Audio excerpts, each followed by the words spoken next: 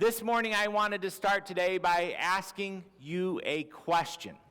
Which question? This question, actually. Have you ever had a bad day? And I think if we're honest with ourselves, because we're in church and we've got to be honest, we have had a bad day or two in our lives. We've been there and done that. As a matter of fact, the top reasons people have a bad day are being presented for you here on this slide. The unexpected events and costs represented today by that flat tire. But not limited to it, no. That list is also other car breakdowns, broken appliances, surprise mother-in-law visits. All of those things find themselves on that list. Waking up sick. Oh, that's a great reason for a bad day, isn't it? You just wake up and there's the sore throat, there's things happening, you just feel, ugh. And you know it's not going to get any better once you actually get up and get moving. Yes. Stuck in traffic was on the list. And as people who live around I-75, we can amen that, especially in the Dayton area. I don't know what happens in this area, but it's like clockwork. At some point in time, you're in a hurry, you get on I-75 because you want to go somewhere fast, and the next thing you know, you're not moving, and you're a long way from the exit.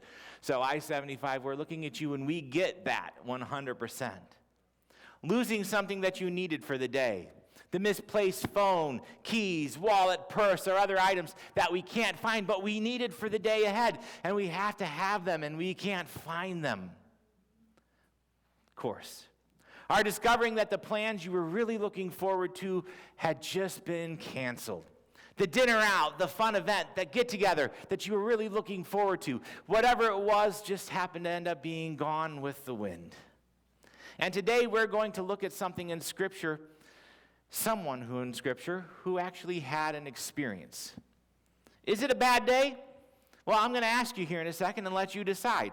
Is it really a bad day? We're going to find out together. But you tell me, because we're going to look and see what's mentioned about something that happened in the life of a man named Benaniah. And we're told something that happened to him in 2 Samuel.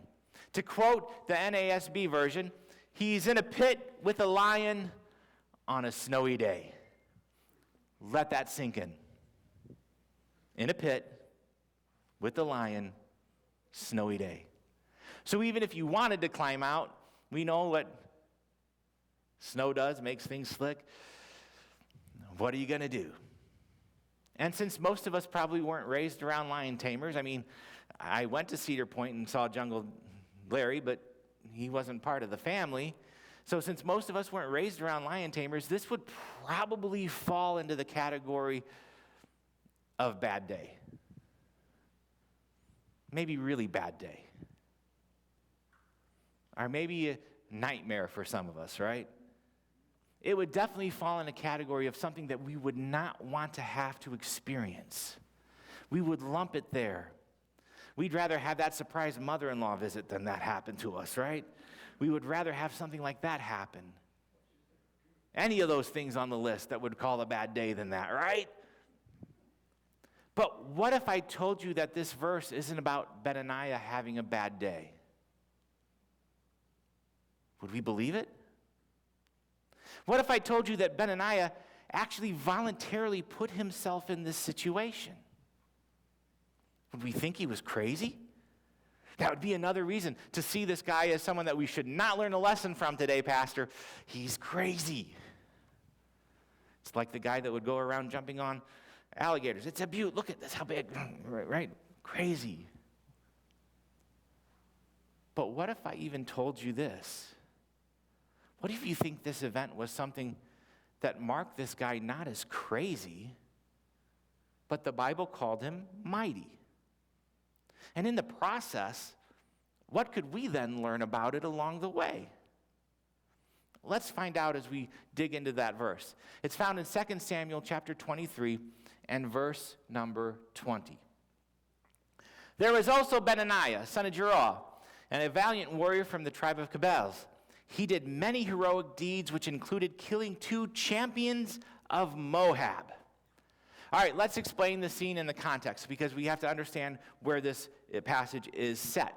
It's found in the book of, again, 2 Samuel 23.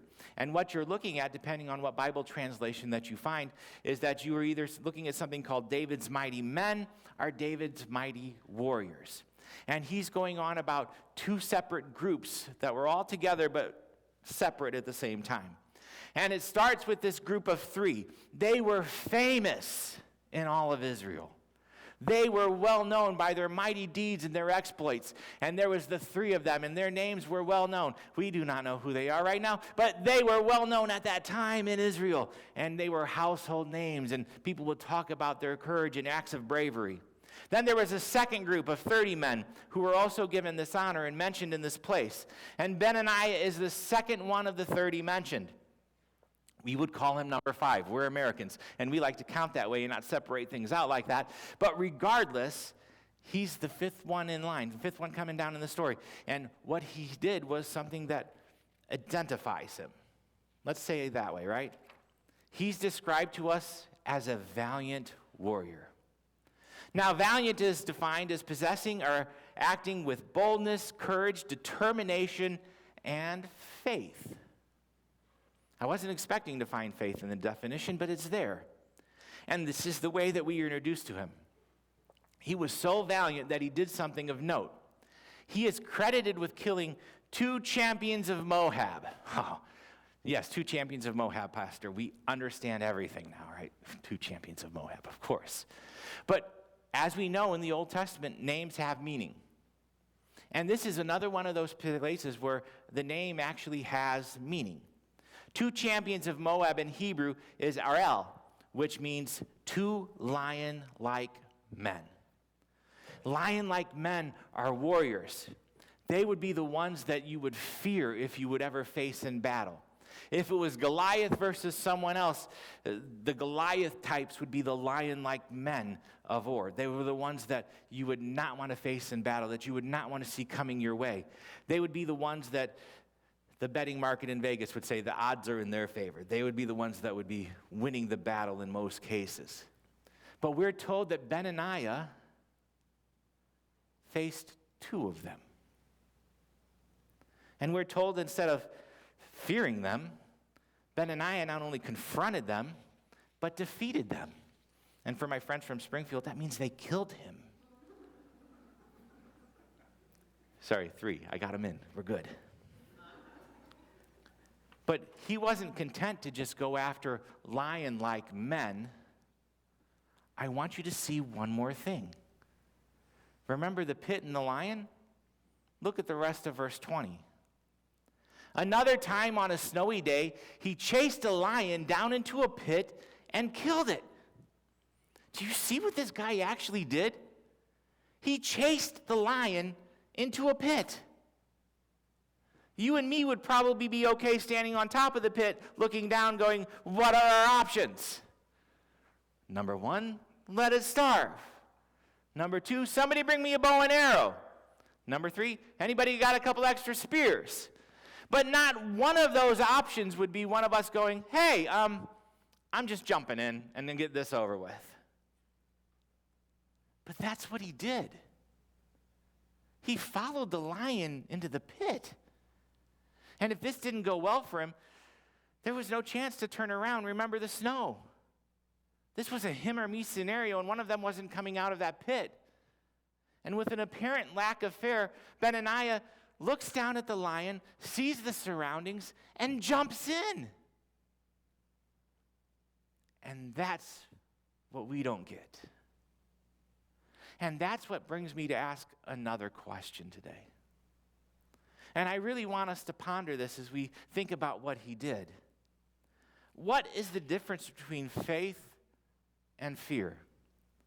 And I can say this because of our natural reaction to the lion on a pit in a snowy day, because we probably wouldn't want to go anywhere near it, nor would we think about jumping in it. That's not who, no. Call animal control, call somebody with a gun, call something, someone, anywhere, but jump in and wrestle with him? And what we're looking at isn't a crazy guy, but someone who's actually commended for his faith. his willingness to put himself in the middle of something that only God could win, or God working through him could accomplish. Not that there wasn't probably a degree at some point where Benaniah went, this is a stupid idea, but here we go. But he did it anyway. In faith and courage, he jumped in. And that's why I think that we need to look at the difference between faith and fear. Because what we see here is that there is a difference. And we see that what is happening and taking place in the process, the difference between faith and fear. Well, let's look at that. Faith is confidence in what we hope for and assurance about what we do not see. You can't get any more of a biblical definition of it than that. That's what faith is. But what's fear? Fear is often seen as unbelief or weak belief. And look at what's contrasted there. Confidence, assurance, unbelief. That's why these things are not just polar opposites, but things that are so separate that they should be different with us. Faith encourages trust in God, and fear can hinder progress, and it leads to anxiety. That fear, that anxiety that happens within us is what stops us. Yes, let's go do that. Oh, but that lion's got sharp teeth. He looks hungry. How am I going to? And we go through the list, and the anxiety builds of all the reasons why we can't do something or why we shouldn't believe some way or act in some way. And that's what fills us. But that's why faith brings confidence and assurance, while fear brings unbelief and that anxiety. Because faith will give us the confidence and the assurance that we need to know that we can do what God has called us to do and be who he's called us to be. That's because faith encourages trust and action. It encourages us to put our hope and our faith in God and God alone. And fear hinders progress and creates doubt. Faith is rooted in understanding of God's promises, while fear arises from the uncertainty and lack of knowledge about God. And today, I want you to understand, we find ourselves in one of those two camps. We will either live in faith, or we will find ourselves living in fear. And today I believe that God is calling us to live in faith and not fear of what could happen to us. Because the decision between which one of these two camps we will fall in is ultimately up to us, to each and every one of us. The choices that we make in life are actually based on the faith that we have or the lack thereof. And to help us see what I'm talking about, I wanted to share with you an account from the book of Daniel. And yes, I want us to look at Daniel because there are three guys that also have weird names, just like Benaniah, that we need to look at because they're about to face the same type of scenario. They're going to have a wrestle with something that happens between fear and faith. And I wanted us to see it with the lenses of that on our eyes. Daniel chapter 3, verse number 1. King Nebuchadnezzar made a gold statue 90 feet tall and 9 feet wide, and set it up on the plain of Dura in the province of Babylon. And he sent messengers to the high officers, officials, governors, advisors, treasurers, judges, magistrates, and all the provincial officials to come to the dedication of the statue that he'd set up. So all of these officials came and stood before the statue King Nebuchadnezzar had set up. Then a herald shouted out, "People of all races, nations, and languages, listen to the king's command. When you hear the sound of the horn, flute, zither, lyre, harp, pipes, and other musical instruments, bow to the ground to worship King Nebuchadnezzar's gold statue. And anyone who refuses to obey will immediately be thrown into a blazing furnace." So at the sound of the musical instruments, all the people, whatever their race or nation or language, bowed to the ground and worshiped the gold statue that King Nebuchadnezzar had set up. But some of the astrologers went to the king and informed on the Jews. They said to King Nebuchadnezzar, "Long live the king. You issued a decree requiring that all people to bow down and worship the gold statue. Then when they hear the sound of the horns, flutes, zither, lyre, harps, pipes, and other musical instruments, that decree also states that those who refuse to obey must be thrown into a blazing furnace. But there are some Jews, Shadrach, Meshach, and Abednego, whom you've put in charge of the province of Babylon, and they pay no attention to you, your majesty. They refuse to serve your gods and do not worship the gold statue that you have set up." Now, I know what you're thinking today. Lions in a pit on a snowy day come in many different varieties, and you would be right. This one was 90 foot tall and made of gold. And in case if anyone was wondering if King Nebuchadnezzar was serious, he had the furnace that was already lit and rowing. So you have the juxtaposition. When the music starts, which I don't know why they listed all the instruments instead just said when the music starts, but hey, they chose to go that route to make it sound more official, I guess. But when the music starts, bow down and worship, or else you're going to get thrown in that furnace over there. Now, we know they had 4 or 5 of those furnaces that were around there to make enough melted gold to form into the statue. So it was probably the one that was closest by. It could be lit, running, smoke is going, so that there was the carrot and the stick. Do this or get that. And by the way, look over there at that furnace. It's already smoking. The king is serious about this. This is what he expects you to do. And you were either going to have to give into fear or stand in faith. And yes, this was a pit. Yes, it could lead to a very bad day. Yes, it could lead into something that was even worse. But there's a big difference that I think that we need to see and talk about as well. Shadrach, Meshach, and Abednego were not warriors, but government workers. Benaiah was listed as one of David's mighty men. In battles, conquering this, doing that. Look at the lion-like men that he defeated. He was a man who was of war. Shadrach, Meshach, and Abednego were over Babylon. They were more concerned with, are the streets clean today, right? Is garbage collection going as planned? Is there enough, food here to make sure that this is taken care of? They were involved in the city business, and they were not giant killers, lion killers. They were none of those things. They were just like you and me, doing a job. Office get together. Hey guys, this is what we get to do today. All right, we get to do something. What? Oh, gold statue, okay. King Nebuchadnezzar, it's gone to his head. Look at 90 feet tall gold statue. He thinks he's pretty special. Oh, we've got a what? Now? When the music starts? Or else? And they were faced with the lion. A problem. Something that they would have to decide on what they were going to do and how they were going to do it. Their lion was a mad king in a really hot furnace. But it was one all the same. And they were going to have to decide on what they were going to do and how they were going to do it. Nothing against government workers. Just these 3 had never faced a battle. They had never faced these things. The worst they had to do was not eat bacon, right? We want to eat this stuff and not what the king's providing us. No bacon for us. I don't know. No, we won't go about and buy bacon. But regardless, that was their biggest issue up to date. God came through. They knew that.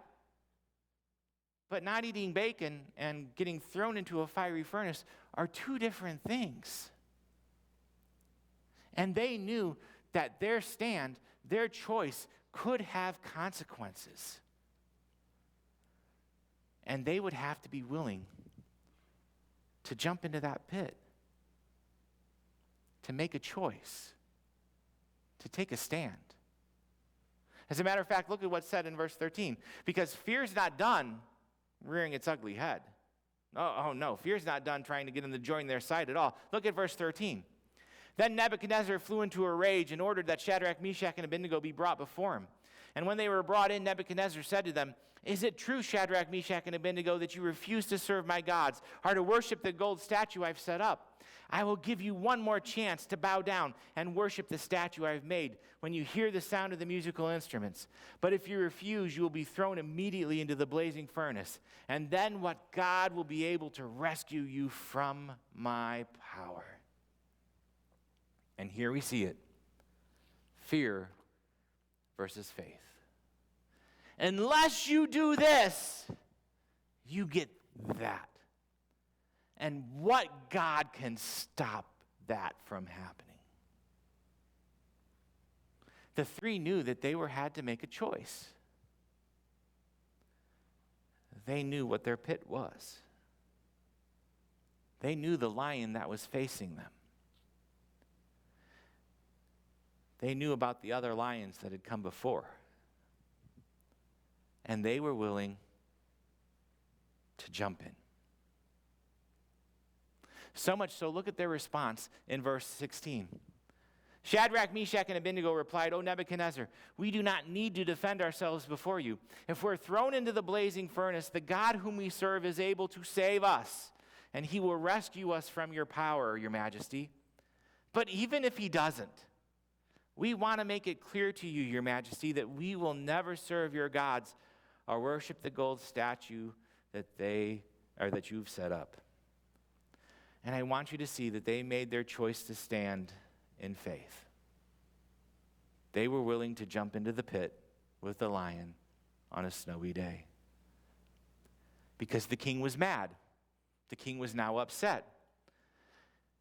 The furnace was heated more than it should have been. The king was that mad and that upset. But we do know this, that Shadrach, Meshach, and Abednego had faith and not fear. I love the statement. God can handle this. He can save us. But even if he doesn't. And I want you to see that they were willing to accept fiery furnace. They were willing to go in there on earth and end up standing before God in heaven at that moment in time. And it didn't matter to them whether they were safe there or they were safe there. They had faith that God was going to take care of them and that they were going to do the right thing. And God not only kept them safe, but he was with them. We know how the story ends. There were 4 men in the furnace, not just 3. And look at it in verse 19. Nebuchadnezzar was so furious with Shadrach, Meshach, and Abednego that his face became distorted with rage. And he commanded that the furnace be heated 7 times hotter than usual. And then he ordered some of the strongest men of his army to bind Shadrach, Meshach, and Abednego and throw them into the blazing furnace. So they tied them up and threw them into the furnace, fully dressed in their pants, turbans, robes, and other garments. And because the king in his anger had demanded such a hot fire in the furnace, the flames killed the soldiers that threw the 3 men in. So Shadrach, Meshach, and Abednego, securely tied, fell into the roaring flames. But suddenly, Nebuchadnezzar jumped up in amazement and exclaimed to his advisors, "Didn't we tie up 3 men and throw them into the furnace?" "Yes, your majesty, we certainly did," they replied. "Look," Nebuchadnezzar shouted, "I see 4 men, unbound, walking around in the fire unharmed. And the 4th looks like a god." Then Nebuchadnezzar came as close as he could to the door of the flaming furnace and shouted, "Shadrach, Meshach, and Abednego, servants of the Most High God, come out. Come here." So Shadrach, Meshach, and Abednego stepped out of the fire. Then the high officers, officials, governors, advisors crowded around them and saw that the fire had not touched them. There was not a hair on their head was singed, and even their clothing was not scorched. They didn't even smell of smoke. And I don't know, I think that's probably the biggest miracle of all. They didn't even smell like smoke. I mean, all you have to do is eat a sandwich at Subway, and you come out of there and everybody knows you had a toasted sub, right? It's the truth. But what I want you to see is that God was there for them in the same way that he will always be here for us. It doesn't matter what pit and what lion is there. We're going to run into them. In life, for whatever reason and purpose, God will lead us down paths that bring us into a pit with a lion on a snowy day. And it is up to you and to me to make a decision on what we will do when we get there. And we need to get that in our hearts and our minds now. Because when you get to that pit, it's going to be too late for you to sit in rationale. Do I have the faith, Lord? You either are or you're not. You'll either stand or you'll bow. And the choice to find out whether you have fear or faith is here and now. So this morning, are you living with fear? Or are you living with faith? Which one? Which one is the one that's guiding you today? Fear is a horrible taskmaster. It is. And all of us wrestle with it. All of us have faced fear. All of us know what it feels like. I am not standing here before you today saying that I have never faced no. And I'll even admit that I probably backed down once or twice when I shouldn't have. I'll put my hand up first so it makes it easier for everybody else, all right? Today, we have to understand that God does not want us to live in fear. That's what we've been talking about, this idea and concept that God calls our names and we come to him and we are united with him. We take his yoke upon him. When we are united with him, he comes into our hearts and our lives and everything is different. And because he is here with us, we can have the faith and the confidence and the hope to know that there is nothing we cannot handle, that there is nothing we cannot face, that there is nothing we cannot do. And that if he leads us to a problem, a circumstance, a situation that seems hard or difficult or dangerous, that we in faith can stand against fear. And we can allow God to do something different with us. It's what we've been called to do. It's who we've been called to be. That's why I wanted to make a big difference between Benaniah and Shadrach, Meshach, and Abednego. Benaniah was the warrior. If he killed 2 lion-like men, of course, he could jump into the pit with the lion. Nobody would think twice about it. That's just who the guy was. Shadrach, Meshach, and Abednego, accountants, managers, whatever you want to think of it, they were just normal guys with a normal job, doing normal things, that didn't expect to find a lion in a pit on a snowy day, but they did. And they made the decision to do what was right and stand and not give in to fear when everybody else was doing. Could you imagine that type of peer pressure? Everybody's bowing down. They're standing. You probably even got some guy going, guys, we like you. Get down, come on. No, we're not. It doesn't matter. Nobody cares. Just get down. Who's going to notice? Who's going to care? And they said no. Faith versus fear. And I know I am not the only one who has ever had to wrestle with fear. And I'm not the only one who's ever had to wrestle with, am I going to jump into that or not?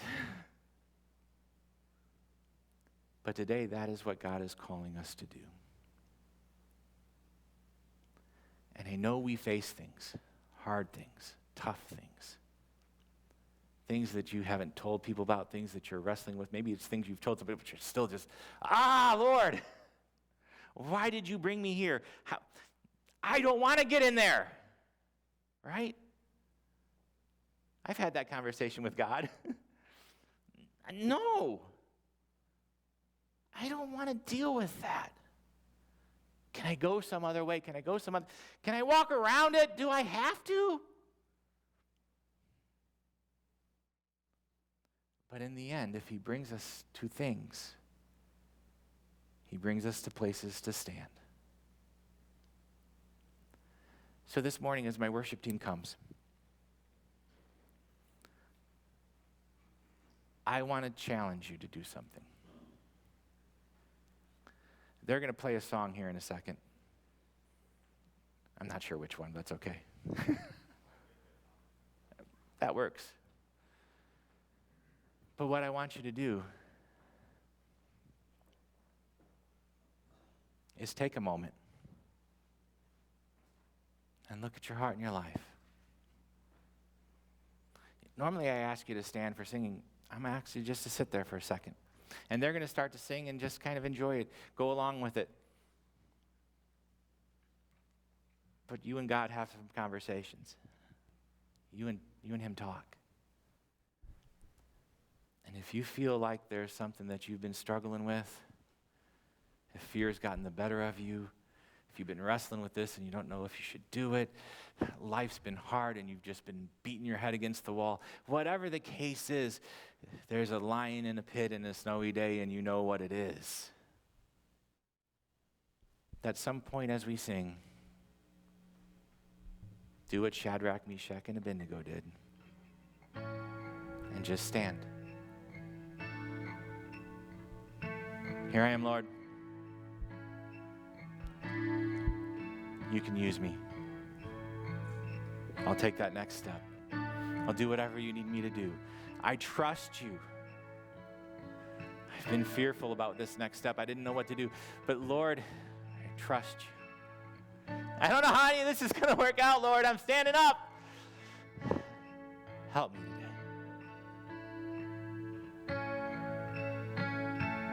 That's the plan.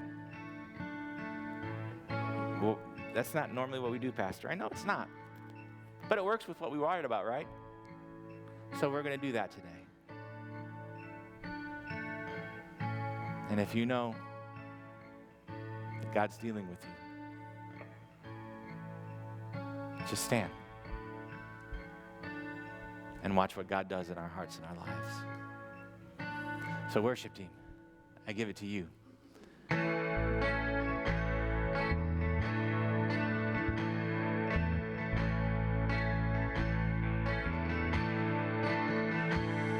I've heard 1,000 stories of what they think you're like, but I've heard a tender whisper of love, the dead of night, and you tell me that you're pleased and I'm never alone. You're a good, good Father.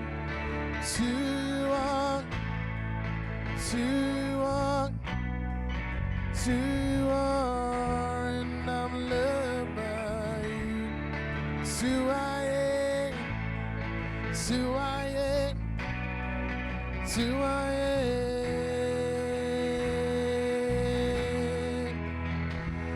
And I've seen many searching for answers, far and wide, but I know we're all searching for answers. Only you provide, 'cause you know just what we need before we say a word. You're a good, good Father.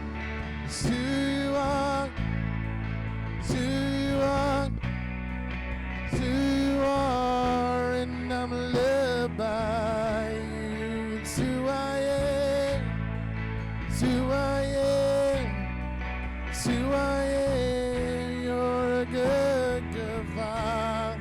It's who you are, it's who you are, it's who you are, and I'm loved by you. It's who I am, it's who I am, it's who I am.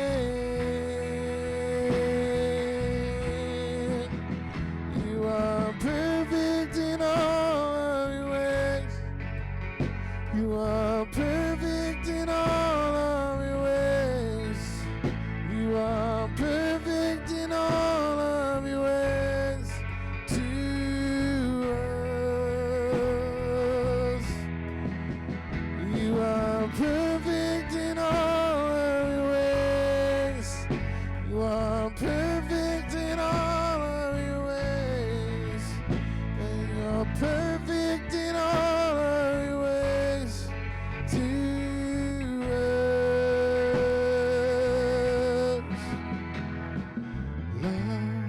so undeniable. I can hardly speak.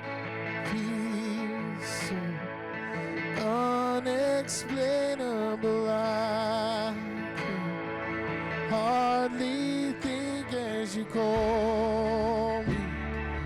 Deeper still as you call me. Deeper still as you call me. Deeper still in love. Love, you're a good, good Father. It's who you are. It's who you are. It's who you are. And I'm loved by you. It's who I am. It's who I am. It's who I am. You're a good, good Father. It's who you are. It's who you are.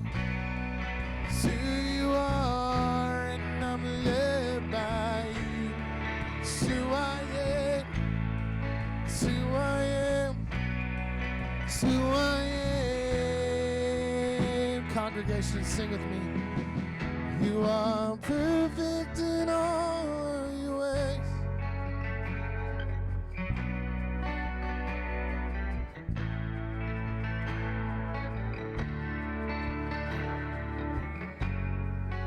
To us, one more time. Do it one more time. You are perfect in all.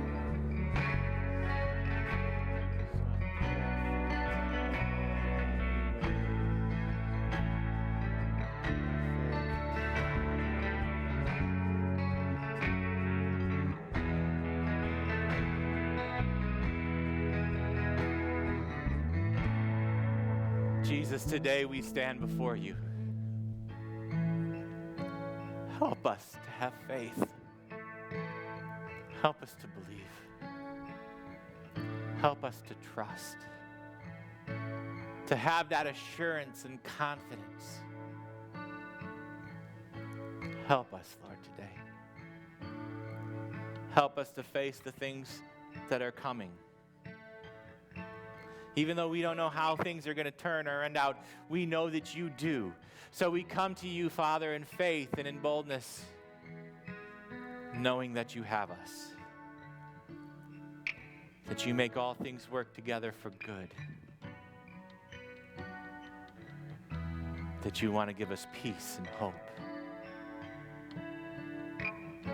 Grant us that today, Lord. More of your presence. More of your hand, more of your touch. May we not feel fear. May fear melt away from our hearts and our lives here and now. And may we feel your love, your grace, your mercy wash over us anew and afresh. We're yours today. Be with us. In Jesus' name, amen and amen. Thank you for coming. God bless. See you Wednesday as we continue our Bible study through The Chosen. And pray for me, church, because my lion's still over there and hasn't gone away. God bless. We'll see you very, very soon.